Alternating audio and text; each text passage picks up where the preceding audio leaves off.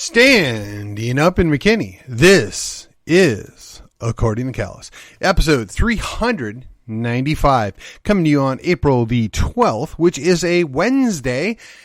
And tonight, I thought I would do something short and sweet.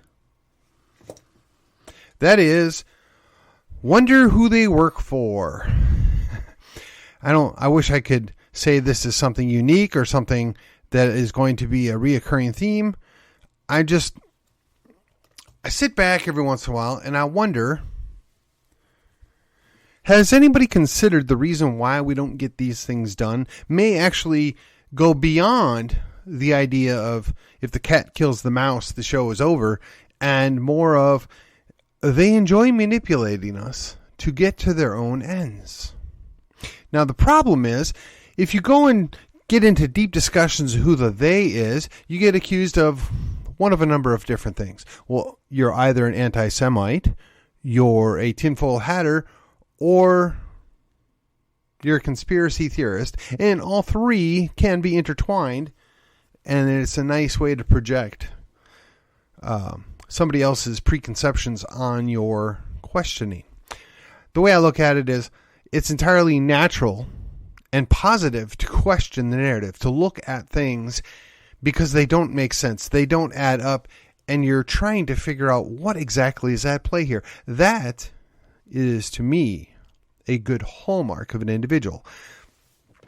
The idea that everybody's going to be on the same page, everybody's going to line up exactly the same, is a pipe dream. It's never going to happen.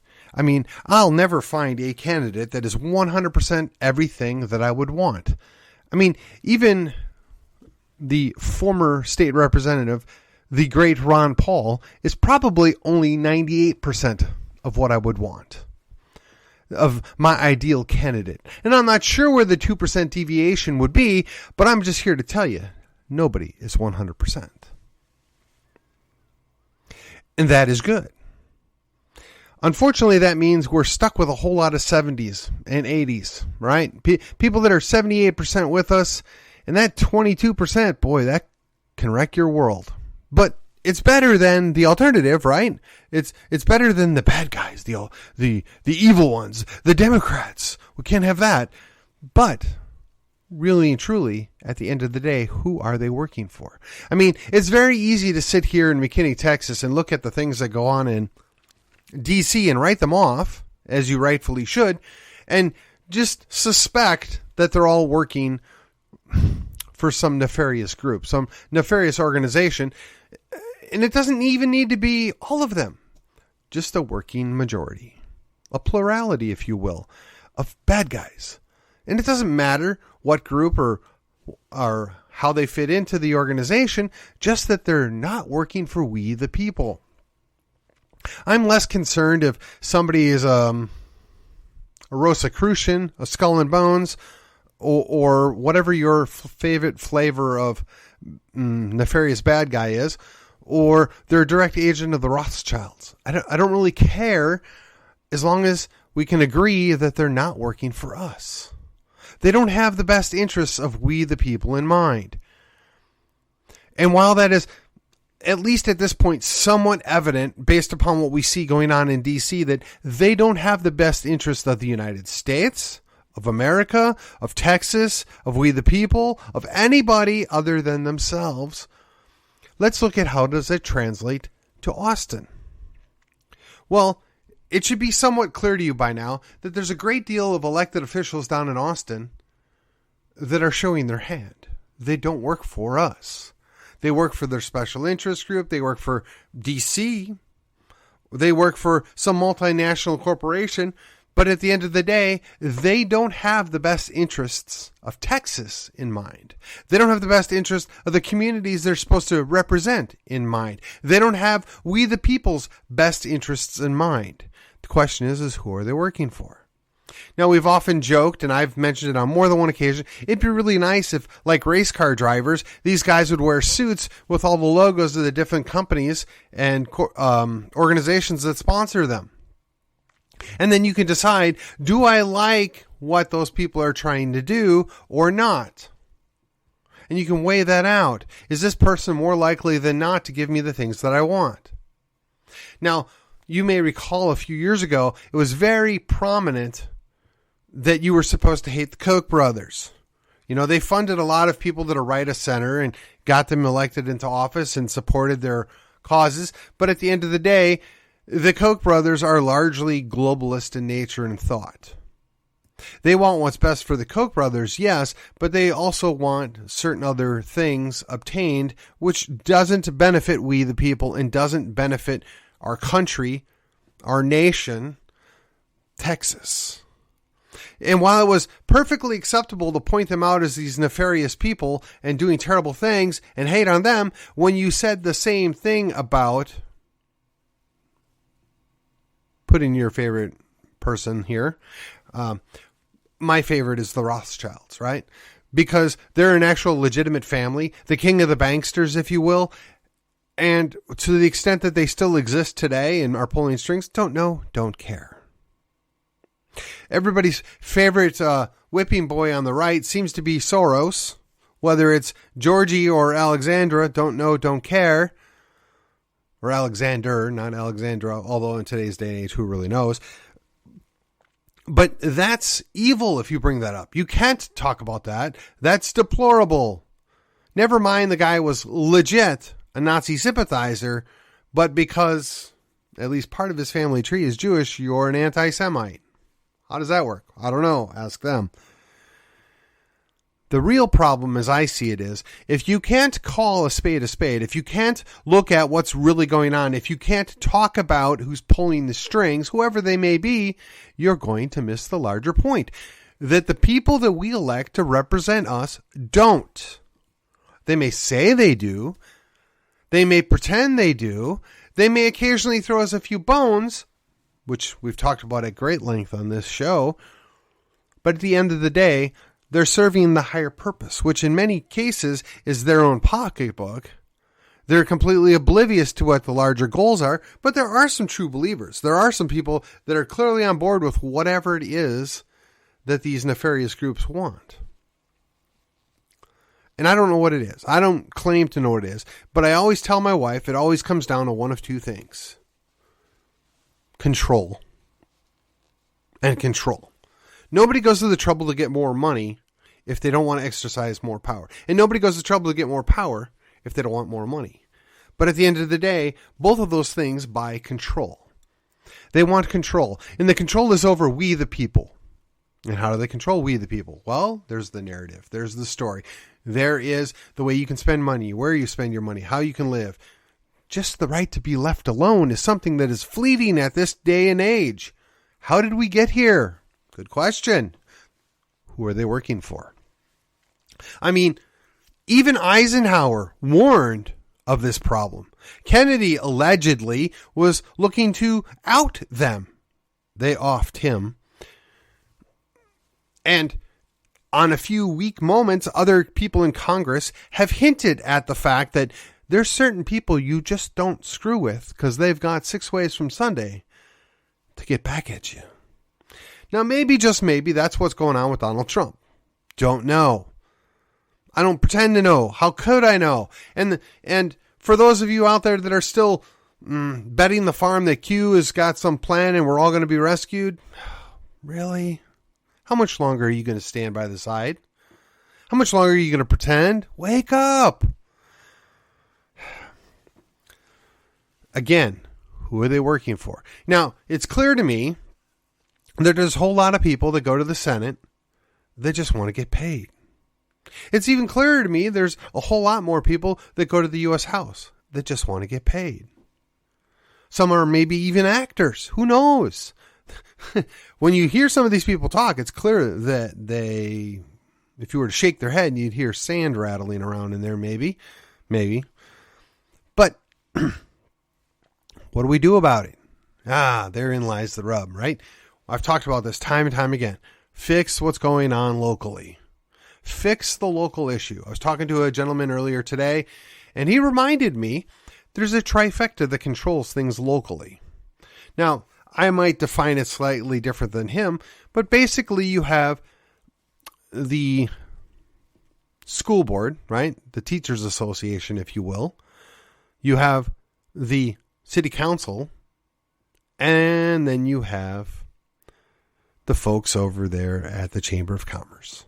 Now, they all work hand in hand. They all look out for each other. They scratch your back, you scratch their back. And that's all fine and dandy as long as everybody benefits and everybody gets a benefit out of this shady dealing going on. Nobody really complains about it.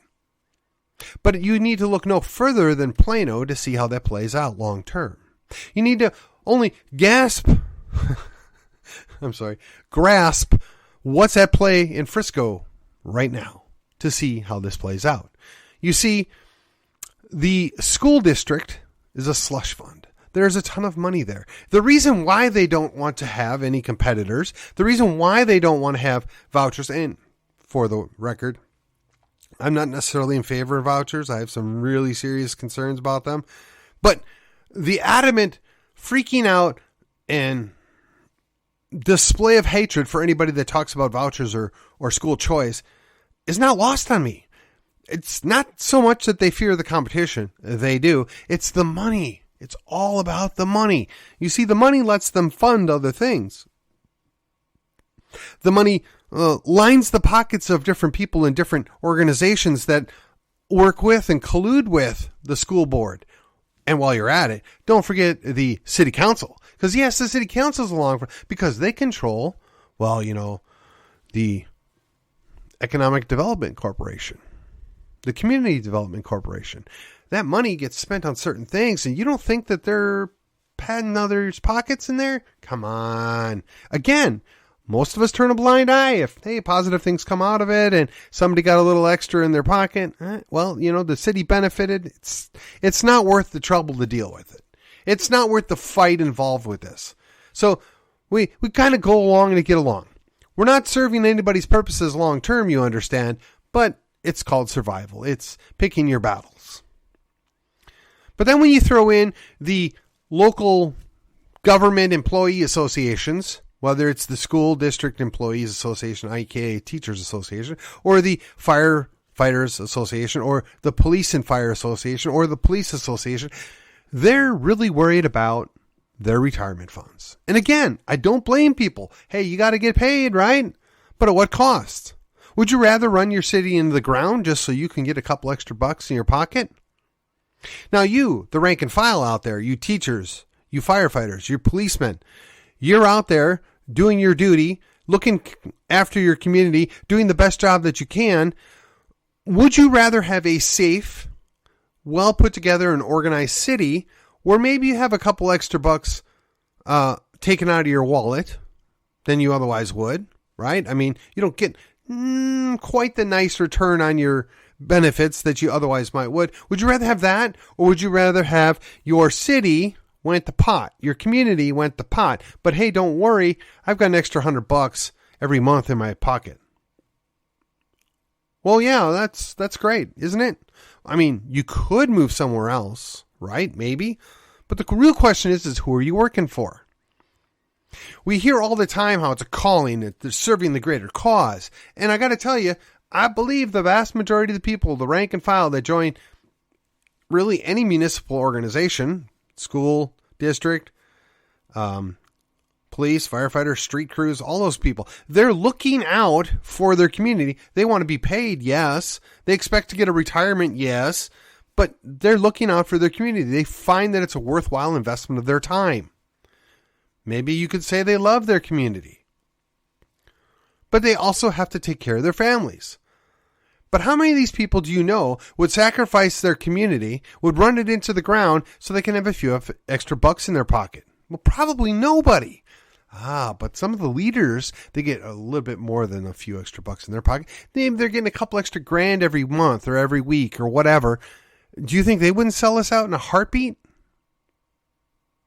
Yes, I know exactly what I'm talking about. You think this doesn't happen? You think somehow because we're in McKinney, Texas, we're somehow isolated and insulated from the real world around us? I've said this again. I don't want a Dallas for my city. I don't want my city to become more like Dallas. The folks in Frisco don't want their city to become more like Dallas. The people in Plano don't want their city to become more like Dallas. Yet the very associations and their leadership are pushing us in that direction. The city councils and the school boards are pushing us in that direction. And one can wonder, why might that be? What are they getting out of it? Who are they working for? These are all very valid questions. Do you think we're going to get an answer? Do you think maybe we're deserved an answer, but we're not going to get it? I think, as a general rule, when the time comes, you need to ask your friends. We all have friends. They work in police or fire or they're teachers, right? They're great people. One-on-one, maybe even as a community, we love on them. But you ought to ask them, who are you working for? Why would you support this? Do you really think this is the best idea? Do you really think this is what's best for our community? I think you might be surprised what their specific answer is, yet their leadership does something entirely different. Then the real question is, why don't you vote the leadership out? Why don't you do something about it? What is their incentive to stay quiet? I can tell you what it is in many, many cases. It's just easier to go along with the flow. Why fight? I want to keep my job. I want to keep my retirement. It's no point. Let's just go along. We'll get along. I see it all the time in my political sphere, right? I see it very often in different jobs that I've had. Why fight? I mean, look, I'm guilty of it. I had a job where at a certain point you just say, it's not worth the fight. Whatever. I'm just going to do it. We all do it.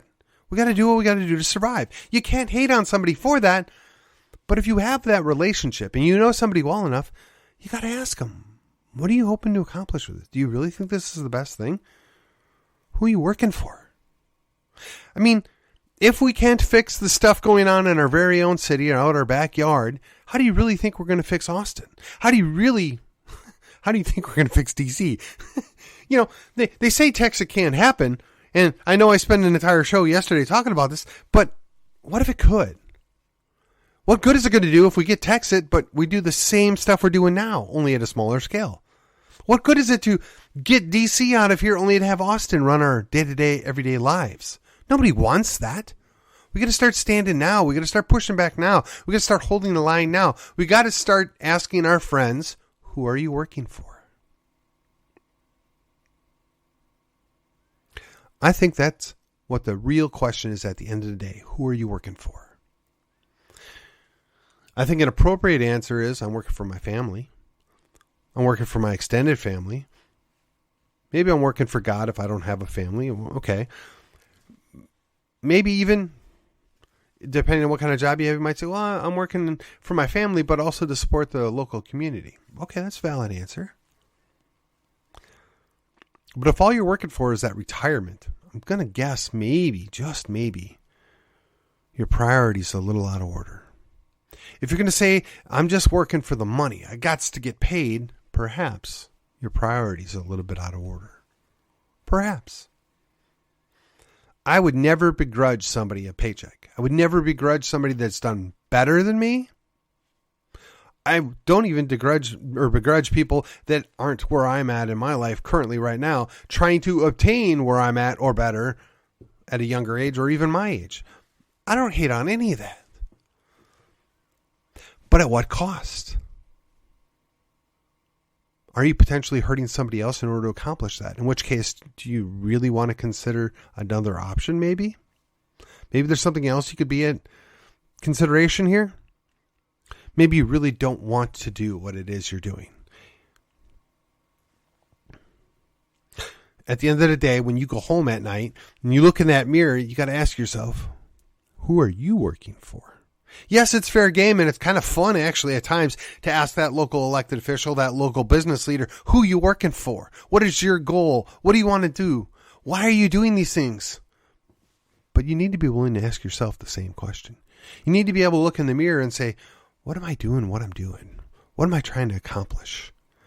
What do I want out of this? You see, talks about being able to pull a plank out of your own eye before you worry about your brother's speck. And while in this specific case, your brother might have a plank in his eye, but it's entirely possible that you have a plank as well. And while it's, I guess to some degree, super easy for me to come on and do this show for 20, 30 minutes, 5 days a week and point out some of the blaring, obvious problems, I like to talk about solutions. I like to talk about some of the whys and the wherefores. I like to talk about options. I like to talk about different approaches, ways we can deal with this. It's not because I think I'm better. It's not because I think I know more. It's not because of any reason other than I have a concerted interest in making my community better, to protect my family, protect, quite frankly, my country. And whether that country devolves into only being Texas, the republic thereof, or it stays as part of the constitutional republic that we have right now, those are all things that have to be dealt with. They're questions that are going to be asked. But you have to be willing to think about it. You have to be willing to come up with your own answers ahead of time. You have to be willing to make a decision right now for what may very well come in the future. And with that, I'm going to cut it short. I'll see you on Thursday, which is the other side. Oh, and one last thing before you go. Like, share, subscribe to the show. Do me a favor. If you've been particularly motivated, you can comment, you can rate, and you can review the show. Help me out. Until then, thank you.